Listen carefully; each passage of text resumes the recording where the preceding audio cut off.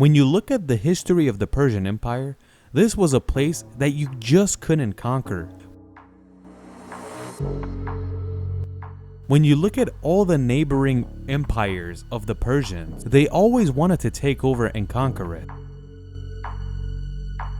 It started from the Greeks, the Romans, the Byzantine, and in the end, the Ottomans tried to take over the Persian Empire as well. They always wanted to take over, but they were never successful in doing so. The most famous one out of all of them is the Roman Empire. This was the biggest empire of the West, and it always had wars with the Persians, and they always tried to take over. And it's also good to know that the longest war in history between two empires is between the Romans and the Persians, which lasted more than 770 years.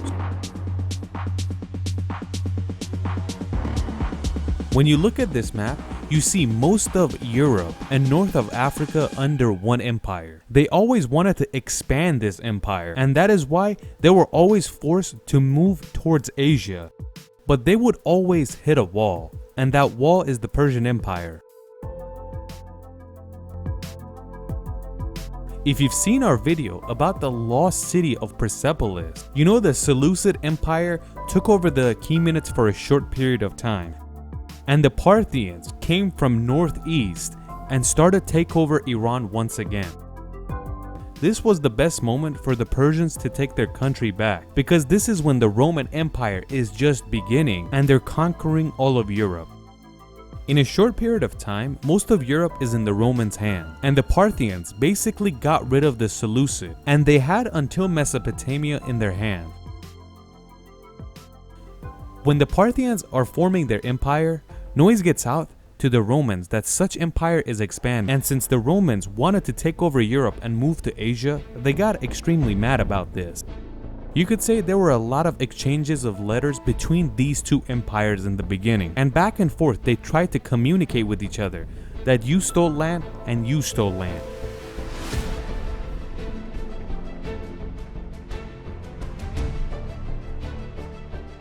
The Romans get angry first, and at that time, the richest and most powerful man in the empire was Crassus. All of the empire's army was under Crassus, and he had a very easy time taking over Europe with this army, and he thought he could defeat anyone with ease. When he realizes that the Parthians are not going to surrender, he decides to declare war. He starts to form his army and takes 43,000 of his men, and they start heading towards Iran. The Persian commander is waiting for Crassus in Carrhae, and not only was this the worst defeat the Romans faced, but Crassus and his son get killed in action. Our video is not about this war, because we've made a completely different video about it if you would like to see it.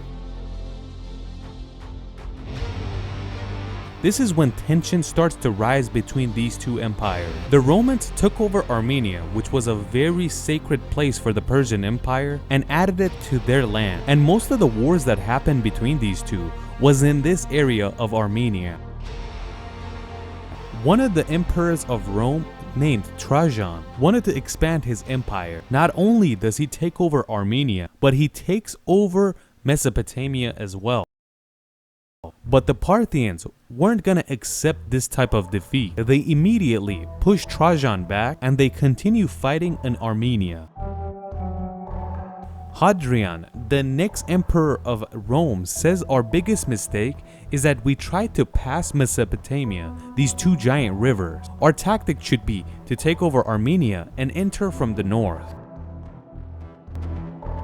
Even though the Romans could not take over the Parthians, but they would continue fighting with them, and the main battleground was in Anatolia and Armenia. And next after next emperor, they keep fighting with different strategy.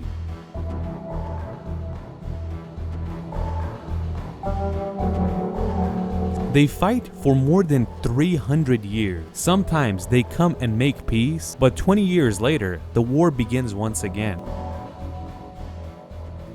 The Parthians slowly start to decline, and that's when the Romans think they can take over Persia. But that's when they're wrong, because when the Parthians start to decline, that's when the Sasanians took over.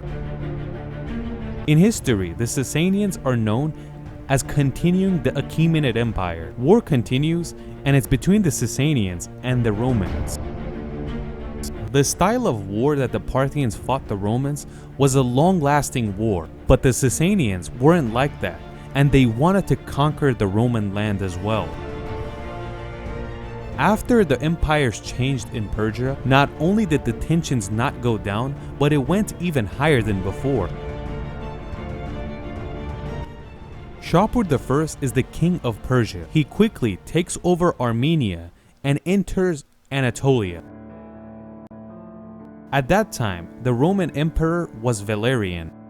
Valerian sends his son towards the west to fight a war, and he comes with his own army to fight the Persians. We have to say that Valerian used to kill Christian people, and anyone that believed any religion except Roman gods was considered a bad citizen, and they were eliminated. But let's continue. Let's get back to the war of Shapur and Valerian. They continue the war, and in the end, in the Battle of Edessa, which is modern-day Turkey, he is defeated to Shapur I, and he becomes a prisoner of war. A lot of historians believe that Valerian getting arrested by the Persians was one of the most embarrassing moments in Roman history. If you see this carving in the mountain in Persia, you see that Shapur is on a horse and Valerian is kneeling in front of him with his traditional Roman clothing. The Romans never got their emperor back, and he died in Persia in captivity.